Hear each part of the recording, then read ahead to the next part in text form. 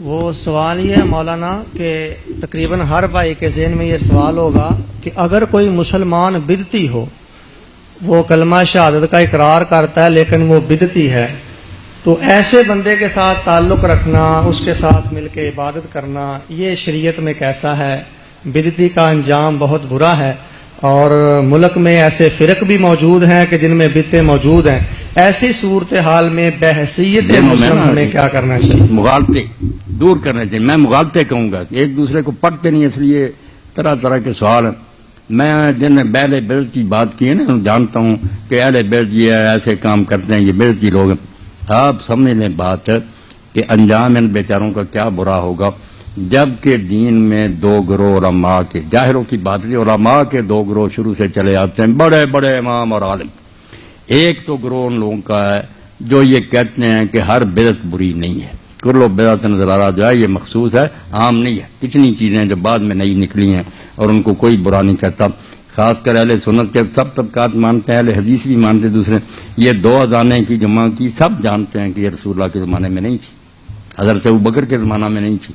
عمر رضی اللہ عنہ کے زمانہ میں نہیں تھی۔ یہ دو اذانیں جمع کی نا، ایک پہلے ہوتی ہے ایک پھر بعد میں، یہ حضرت عثمان رضی اللہ نے شروع کی، یہ بھائی عبد المنان بھی جانتے ہیں، صحیح بخاری مسلم سب میں۔ اب کون اس پر کہتا ہے کہ حضرت عثمان بدعتی تھے، یا جو یہ لوگ اذانیں دیتے ہیں دو بدعتی سارے دے رہے، یہ بدعت نہیں، حالانکہ نئی بات نکلی ہے۔ تو پھر اس لیے بڑا گروہ علماء کا، بڑے بڑے ان کے نام کیا بتاؤں، وہ کہتے ہیں کہ ہر بدعت بدعت سیاح نہیں ہے۔ بدعت دو قسم کی ہے، ایک سیاح کہ نئی بھی ہے اور بری ہے، دین کو نقصان اس سے پہنچتا۔ ایک ہے کہ وہ نئی ہیں باتیں مگر دین سے نہیں بگڑتا، دین کی رونق ان سے بڑھتی، اس کو وہ بدعت حسنہ کہتی ہے۔ اس کی بہت دلیلیں دیتی ہے، ایک میں نے دے دی، اسی طرح تراویح کی جماعت کے بارے میں کہتے ہیں کہ رسول اللہ نے یہ بند کر دی تھی، حضرت عمر نے اپنے زمانے میں باقاعدہ شروع کی، اب ہر جگہ ہو رہی۔ تو یہ کہتے ہیں کہ دیکھا چیزیں نئی ہیں مگر اچھی، کوئی بری نہیں۔ اسی طرح وہ گروہ ہے نا، وہ ان علماء کا حامی، یہ امام نووی ہے،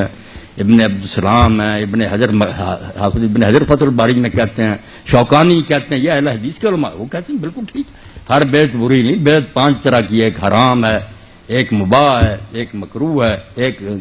جو ہے نا وہ بالکل واجب ہے، فرض ہے وہ بدعت۔ کہ یہ بدعتی فرقوں سے جو ہم مناظرے کرتے ہیں، علم کلام کی کتابیں لکھی، وہ کہتے ہیں کہاں کی پہلے لکھنی پڑی۔ تو یہ بحث علمی ہے، وہ کہتے ہیں ٹھیک ہے۔ ایک گروہ تھوڑا چھوٹا جو کہتا ہے نہیں دین میں ہر بدعت گمراہی ہے، تو یہ مسئلہ علمی ہے، جھگڑے کی بات نہیں، اس بار ہم کہے وہ بدعتی ہو گئے۔ وہ کہتے ہیں اگر ہم نے قرآن مجید کھانے پر پڑھ لیا، اذان سے پہلے صلاۃ کے کو برا کام، نئی ہے ضرور مگر دین درود شریف کو بھی جائز کرتا ہے، قرآن پڑھنے کو بھی جائز کرتا، تو اس کو وہ بدعت حسنہ میں داخل کرتی ہیں۔ میں نے بڑے بڑے علماء کا حوالہ دیا، عبد المنان صاحب کو میں پھر بعد میں بھی دکھاؤں گا، بڑے بڑے کہ ہر بدعت کو نہ برا کہو، کئی چیزیں بدعت ہوتی ہیں مگر وہ بہت اچھی ہوتی ہیں، وہ اس پہ لگے ہوئے۔ وہ علماء جو ہیں بیچارے کہتے ہیں ہم مانتے ہیں کہ یہ چیزیں سب نئی ہیں مگر کوئی بری نہیں، میراث سے بھی نئی بات ہے مگر یار سال بعد حضور کی محبت بڑھاتے ہیں، رونق بڑھاتے ہیں، مسلمانوں کو توجہ دلاتے ہیں، کتنا نبی اعلیٰ تمہیں خدا نے دیا، تو یہ بدعت حسنہ ہے، مانتے ہیں کہ نئی ہے مگر اچھی ہے۔ تو یہ پیچھے سے اختلاف چلا آ رہا، بڑے بڑے علماء، اس سے کوئی انجام نہیں برا ہوگا ان کے پیروں کو۔ آپ کے علم میں جو بات ہے نا کہ صحیح اس طرح ہونا، آپ بے شک کریں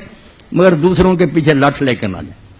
آپ یہ روایتیں میں پڑھ دوں، نیازی صاحب جیسے ابن ماجہ میں یہ لوگ پڑھ لیتے ہیں کہ بدعتی کا اللہ نہ حج قبول کرے گا، نہ روزہ قبول کرے گا، نہ اس کی توبہ قبول کرے گا، یہ بہت پیش کرتے رہتے ہیں، جو بندی عالم بھی پیش کرتے ہیں، مولانا سرفراز صفدر صاحب یہ بھی کرتے ہیں اہل حدیث، اور میں کہتا ہوں اس موضوع روایت کو پیش کرتے ہیں، وہ تو دوزخ میں جائیں گے ہی نہیں، آپ چلے جائیں گے۔ یہ حدیث جھوٹی ہے، ضعیف بھی نہیں، موضوع ہے، من گھر کی روایت کی بنیاد پر ان بیچاروں کو کہتے ہیں ان کا روزہ حج قبول نہیں ہوگا۔ پہلے آپ تو اپنا علم کمپلیٹ کریں نا، کہ جو باتیں آپ کہتے ہیں وہ ٹھیک ہے، آپ خود ہی حدیثیں جڑ ہی لیے پڑے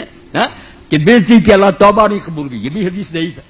کوئی صحیح نہیں، آپ خدا کے لیے ڈر دیں، بالکل کسی بیچارے کچھ نہ کہو۔